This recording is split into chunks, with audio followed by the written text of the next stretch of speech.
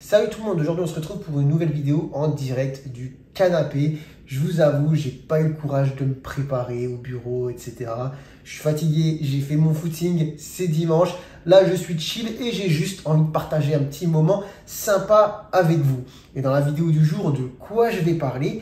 Eh bien, je vais faire un retour d'expérience sur l'année qui a écoulé en tant que médecin traitant. En fait, j'ai eu un petit déclic cette semaine. Je m'explique, mais en fait, moi je suis dans un centre de santé où je vois énormément de monde. Il y a beaucoup de personnes qui viennent en one shot, mais il y a énormément de personnes pour lesquelles je suis le médecin traitant et ce depuis déjà un an.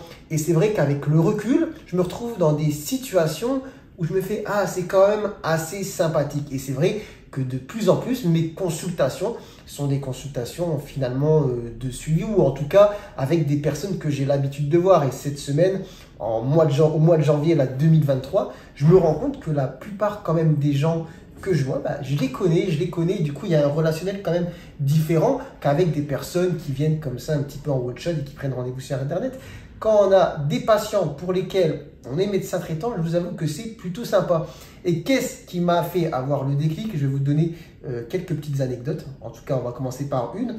Cette semaine, j'ai vu une patiente que je suis finalement depuis un an pour une dépression. Et aujourd'hui, on est arrivé au stade où, ça y est, en tout cas, on peut dire qu'elle est guérie. Et franchement, ça m'a fait...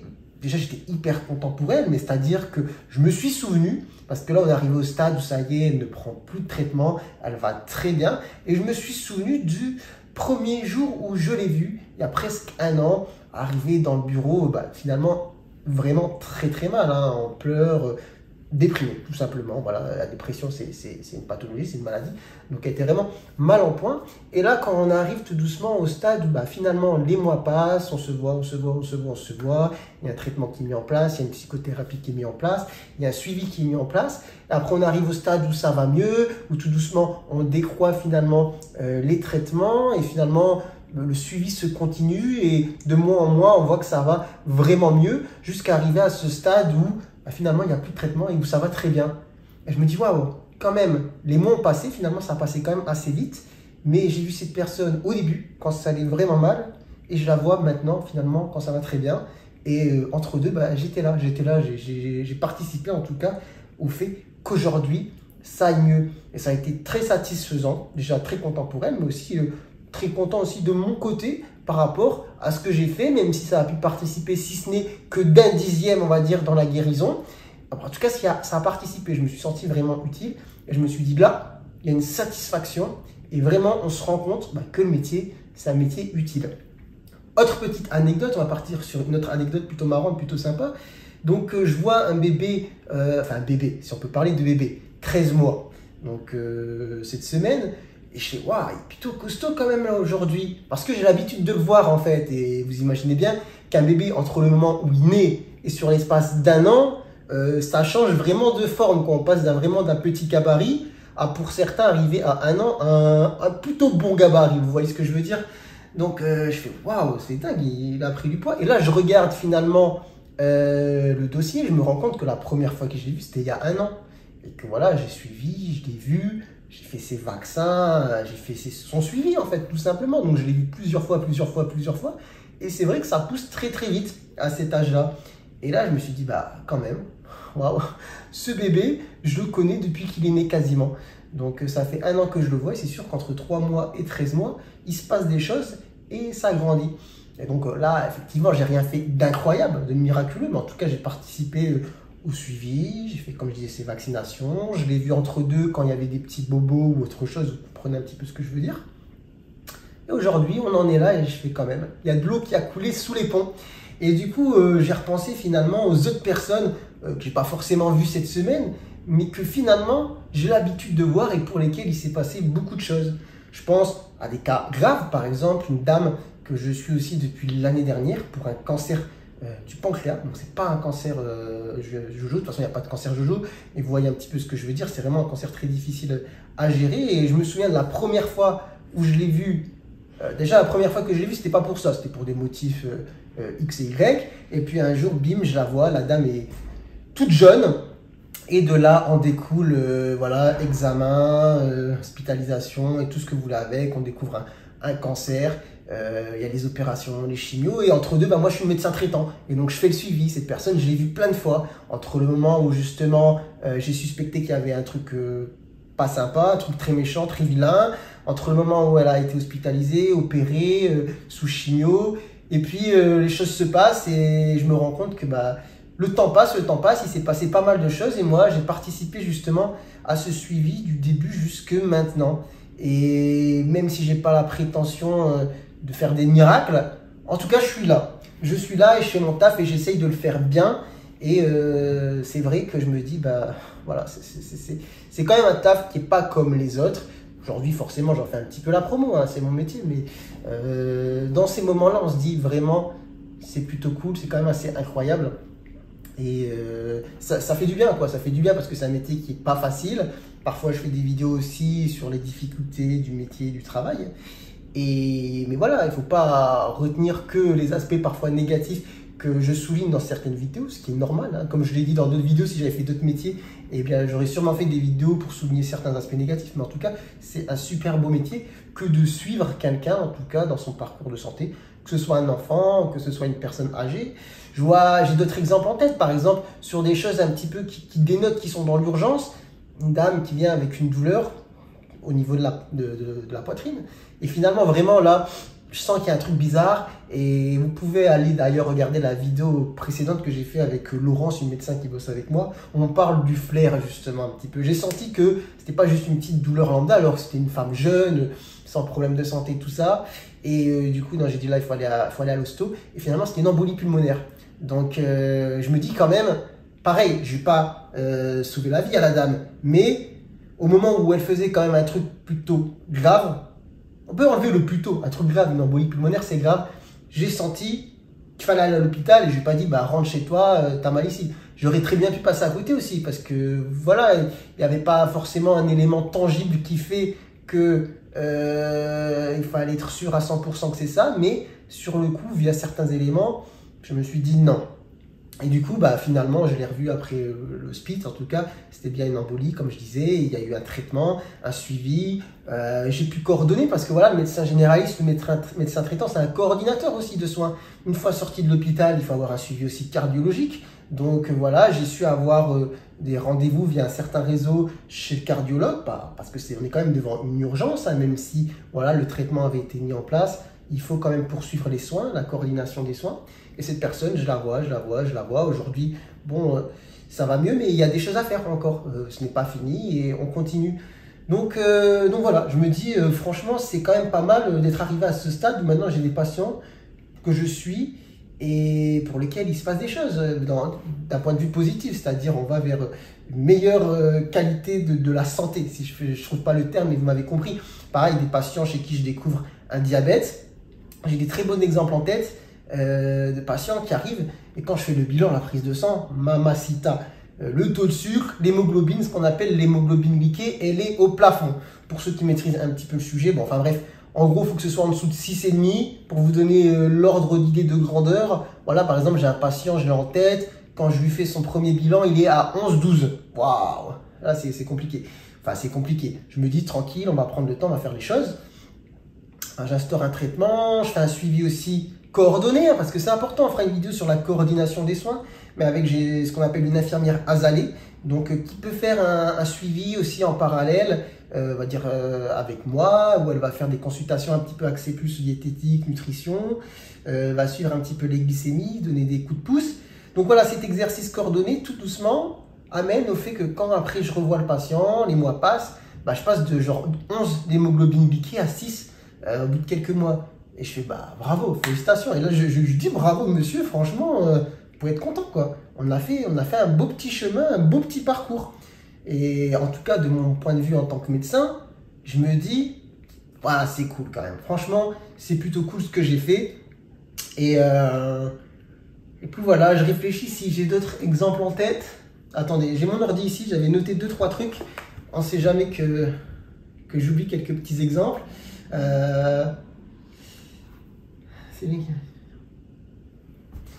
Ah ouais, je voulais vous parler aussi du côté aspect médecin de famille. Bah, ce qui se passe, c'est que je vois une personne, puis dans les suites, j'en vois une deuxième, en fait, qui est de la même famille, parce que la personne lui a dit, franchement, va le voir, il est plutôt bien, il est cool, etc. Et de fil en aiguille, je me retrouve avec plusieurs personnes de la même famille. Et ça aussi, c'est un aspect quand même, tu dis, je connais le groupe. Je connais le groupe, je sais d'où ils viennent, je sais qui ils sont, je sais que lui c'est le frère de un tel, lui c'est le père de un tel. Et ça a quand même un côté plutôt sympathique dans la pratique. Vous soignez pas, vous traitez pas juste des individus comme ça, lambda un petit peu, sans qu'il y ait une histoire derrière. Hein. Vous avez vraiment des personnes auxquelles vous attachez une histoire et ça rend le soin totalement différent. Et des fois, il y a aussi des surprises. Par exemple, je me souviens, il y a deux petits qui viennent toujours avec leur père. Et du coup, je les vois. Et puis, un jour, ils débarquent avec une femme que j'ai l'habitude de voir aussi, en fait. Et je me dis, mais en fait, vous êtes qui par rapport à eux? D'habitude, je les vois tout le temps avec telle personne. Et en fait, c'était la maman, tout simplement. Vous allez me dire, c'est pas une histoire de ouf, mais c'est parce que souvent, le père et le mère n'ont pas forcément le même nom de famille. Et du coup, cette personne, je la voyais habituellement seule et avec un nom de famille différent. Donc, j'aurais jamais pu faire le rapprochement que c'était la mère des enfants. Et en fait, si, je me dis, ah bah finalement, en fait, je soigne le père, les deux enfants, la mère. Et je me dis que ça, c'est quand même cool, quoi. C'est plutôt sympa aussi de soigner la famille. Après, il y a le côté aussi confiance que les gens vous accordent. Et ça, c'est très gratifiant. C'est-à-dire qu'il y a des personnes, je viens de donner un bon exemple en tête, un patient que j'ai vu vraiment énormément de fois. Et des fois, donc je dirige vers d'autres spécialistes parce que des fois, mes capacités, mes connaissances aussi sont limitées et j'ai besoin d'avoir recours à un avis spécialisé. Je l'envoie. Alors, il y a un traitement et tout ça qui est instauré par le spécialiste en question. Et quand le monsieur revient, il me dit, voilà, le spécialiste m'a prescrit ça, par contre, je ne l'ai pas pris. J'attendais que vous me donniez votre avis. C'est-à-dire que vraiment, on arrive au stade où le gars te fait confiance au point qu'en fait, les autres médecins, leur avis, ça compte pas, quoi. C'est ton avis, c'est toi le patron. Donc, je lui dis, non, mais écoutez, voilà, moi, je fais confiance un peu à ce qu'a dit le spécialiste.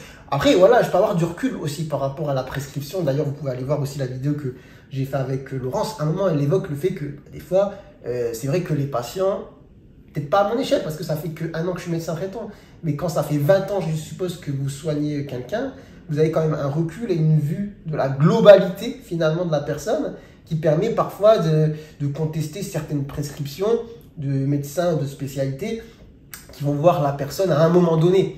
Et ça permet d'adapter aussi la posologie ou le traitement tout simplement. Et c'est le rôle finalement du médecin traitant, du médecin de famille. Donc ça, c'est un aspect aussi très gratifiant qui rend les choses cool. Et donc j'avais envie de vous en parler. Alors je regarde un petit peu mes notes. Ah, franchement, je ne ferai pas de montage. Hein, cette vidéo elle est faite comme ça dans le canapé. Mais je regarde s'il y avait des choses dont je voulais parler. J'ai mis des petits mots. Oui, je voulais parler aussi du fait que voilà, les patients finalement s'attachent à vous. Ils ont envie de vous voir que vous en tant que médecin. Quand parfois ils vont voir d'autres spécialités et tout ça, ils attendent votre avis. Mais de mon côté aussi, il y a des patients pour lesquels, en fait, c'est humain, hein, même si on prend un certain recul, il y a des personnes avec lesquelles on a un certain attachement et on est plus touché par leur vécu, leur histoire et on a une certaine forme d'implication aussi qui peut être peut-être différente.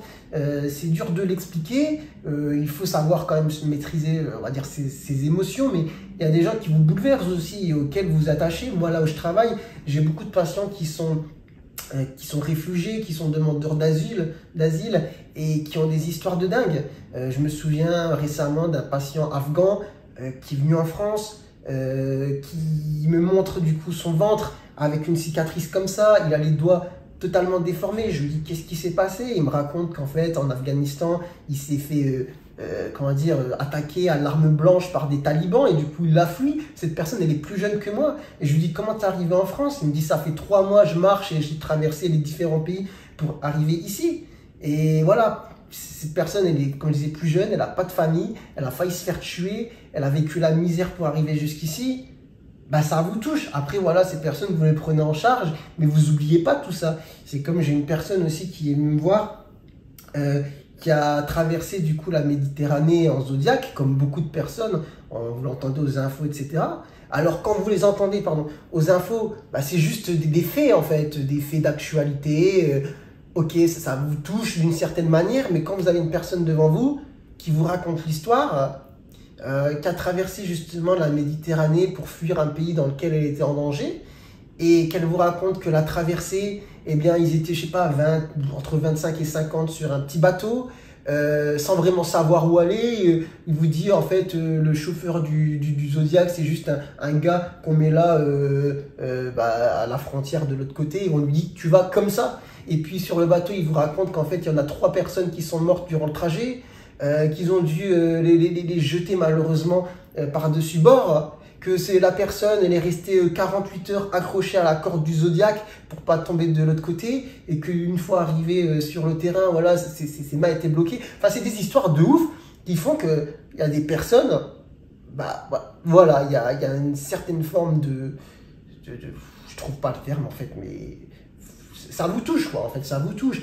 Et ça, c'est des cas un petit peu extrêmes, et si on reste ici, moi j'ai beaucoup de mères isolées, en fait, des mères qui doivent gérer tout, qui doivent gérer un enfant, parfois 2, parfois 3, qui sont seuls, la vie est chère. Ici, en tout cas, je suis à Paris, les loyers sont exorbitants, les travaux en général ne payent pas bien, et c'est galère, c'est galère, c'est galère. Là, récemment, j'ai une dame, pareil aussi, que je vois souvent, qui me dit qu'elle gagne 1300 euros, hein, 1300 euros, mais que son loyer est à 1000 euros, mais parce qu'elle vit avec ses enfants. On ne peut pas se contenter en fait d'un petit appart avec seulement une pièce quand on a 3-4 enfants. Et 1000 euros de loyer quand tu gagnes 1300. Heureusement, il y a des enfants maintenant qui sont un peu grands, qui peuvent taffer. Mais c'est des histoires voilà, qui vous touchent. C'est des histoires qui vous touchent, qui vous bouleversent. Et d'ailleurs, c'est pour répondre un petit peu à certains commentaires qui m'énervent, parce que quand je parle un petit peu de mon métier de médecin, ou quand je parle de la revalorisation de certaines choses, on me traite souvent de médecin, que du coup je suis hors sol, que je comprends pas la vie des gens. Au contraire, il n'y a pas mieux qu'un médecin justement traitant de famille qui soigne tout le monde, peu importe sa classe sociale, qu'il soit bébé ou arrière-grand-mère, pour voilà, être vraiment dans le vrai. Moi, en fait, ce que vous entendez à la télé, etc., sur la galère des Français, moi, c'est pas juste des faits d'actualité. Ça concerne toutes les personnes que je soigne. Donc ça, je veux au quotidien. Les gens me racontent leurs histoires, je m'occupe d'eux. Et donc, voilà, moi, je me sens en tout cas vachement impliqué. Je comprends la souffrance de beaucoup de monde. J'ai des patients aussi qui ont des situations très compliquées, qui travaillent, mais qui dorment dans leur voiture. Voilà, en attente de logement social. Mais en fait, les dossiers pour avoir un logement social, c'est compliqué, c'est long. Et voilà. Enfin bref, je me suis peut-être un peu éloigné, mais pour dire qu'en tout cas, dans ma patientèle, il y a des gens auxquels, voilà, j'ai un certain attachement parce que vraiment, leur histoire me touche. Et c'est vrai que c'est pas comme quand on soigne quelqu'un finalement qu'on ne connaît ni d'Ève ni d'Adam, qu'on voit qu'une seule fois. Le fait d'être le médecin qui suit et de connaître l'histoire des gens, ça change quelque chose. Et parfois, cette histoire, en plus, elle vous touche vraiment, qui fait que, voilà, il y a une relation qui est différente quand même. Qui est différente. Donc voilà, je regarde un petit peu si j'avais d'autres choses qui me reviennent un petit peu. Non, bah écoutez, c'est un petit peu tout ce que je voulais dire. Je voulais dire que voilà, en tout cas, être médecin traitant, être médecin de famille, c'est vraiment quelque chose. C'est vraiment un beau métier. Il y a des gens qui ont eu la chance de faire ce métier pendant des dizaines d'années. D'ailleurs, j'essaierai de faire des vidéos, comme j'en ai déjà fait avec certains d'entre eux, des gens que je connais, qui peuvent raconter un peu leurs histoires. Moi, à mon échelle, je découvre tout doucement ce qu'est ce métier. C'est vraiment un beau métier, avec ses aspects positifs, ses aspects négatifs aussi. Hein. Les aspects négatifs, je les évoque aussi parfois dans certaines vidéos. Et puis, il y a ce côté aussi charge parfois mentale, psychologique, ce côté responsabilité, comme je vous ai dit, par exemple, sur les cas un petit peu compliqués. Est-ce qu'il y a d'autres médecins qui ont vu les personnes? Ben non, c'était moi. Quand je parlais par exemple de la patiente qui a eu une embolie pulmonaire, c'était bien, les choses se passent bien, mais je me dis putain, si j'étais passé à côté quand même, ça fout un coup de pression quoi. Voilà, le petit voilà, qui a 1 an et demi que je vois depuis qu'il est petit, je me dis imagine, je suis passé à côté d'un truc. Voilà, la patiente qui a son cancer, la dame qui a sa dépression. Enfin, il y a plein de choses qui font que vraiment, c'est un métier à responsabilité. Et quand on ne connaît pas, quand on n'est pas malade, eh bien, les gens, il y a quelqu'un qui est à la fenêtre va me prendre pour un fou en train de parler tout seul. Tu peux décaler, s'il te plaît? Enfin bref, hein, passons. Je sais plus ce que je disais. Ouais, c'est un métier à responsabilité. Et quand les gens ne sont pas malades et qui vont chez le médecin justement pour un papier, pour un certificat ou parce qu'ils sont un peu enrhumés, ne comprennent pas que médecin généraliste, médecin traitant, c'est un métier difficile. c'est un métier compliqué, c'est un métier à responsabilité. Et donc voilà, j'espère en tout cas que les choses pour la suite vont bien se passer par rapport justement à l'évolution du travail, du métier, parce que vous avez entendu, il y a beaucoup de choses qui se passent, qui bougent. Moi, parfois, je fais des petites revendications sur mes vidéos. Quand j'en fais, on me dit que je suis un médecin déconnecté, hors sol, patati patata, mais enfin bref, je pense que je suis bien placé pour parler un petit peu de mon taf et de ce qu'il faudrait changer justement pour l'améliorer, pour pouvoir mieux soigner les gens. Vous avez entendu peut-être les vœux, là, le président et tout ça récemment. En gros, pour résumer, voilà, faut prendre plus de patients, plus de gens. C'est déjà compliqué de gérer ces patients. Les médecins traitants, j'ai fait une vidéo avec par exemple Rosalie qui est médecin traitant quasiment au bord du burn-out, qui a 2500 patients dans le 93. Elle n'est pas seule à être comme ça. Donc en fait, qu'est-ce qu'il faut faire? Il faut rendre le métier plus attractif et pousser les jeunes médecins à s'installer. Car si je dis pas de bêtises, il y a à peu près que 10% des jeunes médecins qui terminent qui s'installent. Pourquoi? Posez-vous la question. J'ai fait déjà des vidéos sur le sujet. Je vous invite à regarder un petit peu le panel. On ne va pas revenir un petit peu dessus. Mais il y a des choses à changer. D'accord? Il y a des choses à changer si on veut bien soigner tout le monde. Et si on veut justement préserver ce beau métier qui est la médecine générale et la médecine de famille. D'accord? C'est un petit peu tout ce que j'avais à dire et je pense que j'ai beaucoup parlé. Je vous avoue que je suis avec mon téléphone qui est à l'envers, donc je ne sais pas si je parle depuis combien de temps. J'espère que je ne vous ai pas trop saoulé. Voilà, c'est une vidéo un petit peu brute, comme ça, dans le canapé. Je vous avoue, je profite quoi. C'est dimanche, j'ai fait mon petit footing, j'ai mangé mes légumes. Et là, je suis dans le canapé, je vais poster la vidéo et je crois que je vais faire une petite sieste. Ou peut-être j'irai au cinéma, je sais pas. On verra. En tout cas, portez-vous bien. Moi, je vous souhaite un bon dimanche ou une bonne semaine si vous voyez cette vidéo un petit peu plus tard. J'espère que voilà, je vous ai parlé de manière plutôt positive, en tout cas de mon métier, que vous avez apprécié, vous avez peut-être découvert des choses et que vous êtes curieux peut-être d'en savoir un petit peu plus. Si c'est le cas, faites-le savoir et je ferai peut-être d'autres vidéos, d'accord, sur le sujet. Sur ce, je vous dis à très bientôt et on se retrouve bientôt pour de nouvelles vidéos, j'espère. Allez, ciao, ciao!